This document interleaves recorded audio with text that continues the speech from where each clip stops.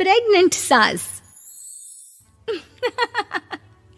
जमाना कितना भी बदल जाए, इतना भी नहीं कि बहू घर आए और सास गर्भवती दिख जाए। देखो मीरा, माँ का पूरा ख्याल रखना है, उनसे अब काम नहीं होता है। क्यों, क्या हो गया है? तुम्हारी माँ तो हट्टी कट्टी दिख रही है, पूरी शादी में घोड़ी की तरह नाची है, अब क्यों काम नहीं होता उनसे? वो माँ प्रेग्नेंट है ना, बच्चा होने वाला है। मैं कभी भी भाई बन जाऊंगा इस साल के अंत तक।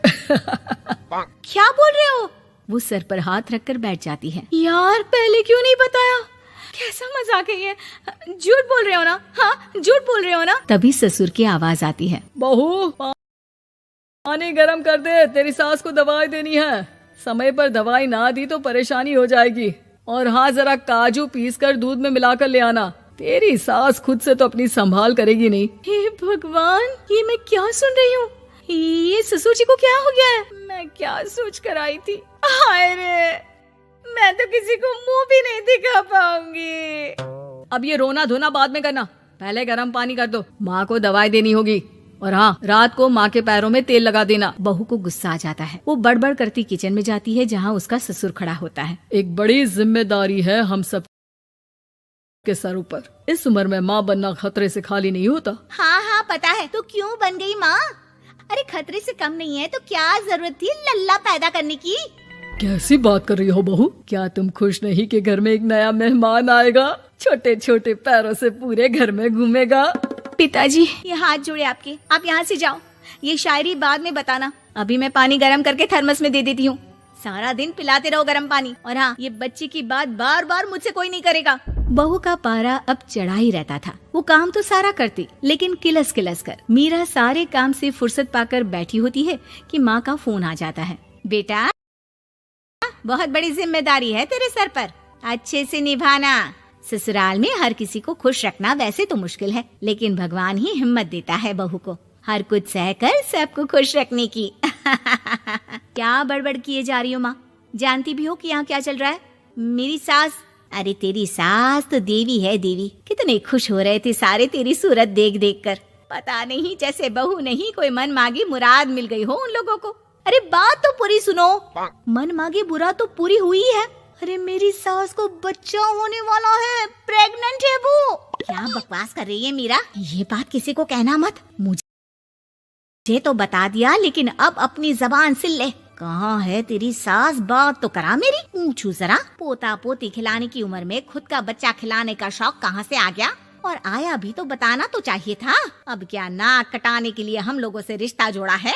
रुक, तेरे पापा से बात करती हूँ। मीरा फोन रखकर लेट जाती है। वो एक सपना देखती है कि उसकी गोद में एक बच्चा खेल रहा है। भाभी की गोद में कितना खुश दिख रहा है ना, लग ही नहीं रहा कि भाभी है। मैं तेरे लिए क्या लाया हूँ, सोने की बालियाँ। तेरी शादी में तो मैं बुढ़ा हो जाऊंगा ना। अरे कैसी बात कर रहा है बेटा, इसकी जिम्मेदारी तो तू ही लेगा। हम लोगों का तो कोई भरोसा नहीं, कब ऊपर वाला उठा ले। बहू को सास को देख देख कर गुस्सा आ रहा था। तभी वहाँ पड़ोसन आ जाती है। अरे बहू, तुझसे तो पूछने से भी डर लगता है कि कब खुशखबरी सुना रही है। अब तो अपनी 1 महीने की ननद की ही जिम्मेदारी संभाल ले, बहुत है। अपने जेवर भी रख देना और पैसे भी जमा करना शुरू कर दे। वो बात आगे बढ़ाती उससे पहले ही बहू जोर से चिल्लाकर उठ जाती है।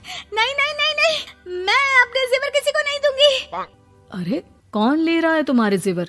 तुम औरतें भी ना सपने में भी जेवर ही संभालती रहती हो। मैंने जो सपना देखा है ना, सुनोगे तो होश उड़ जाएंगे।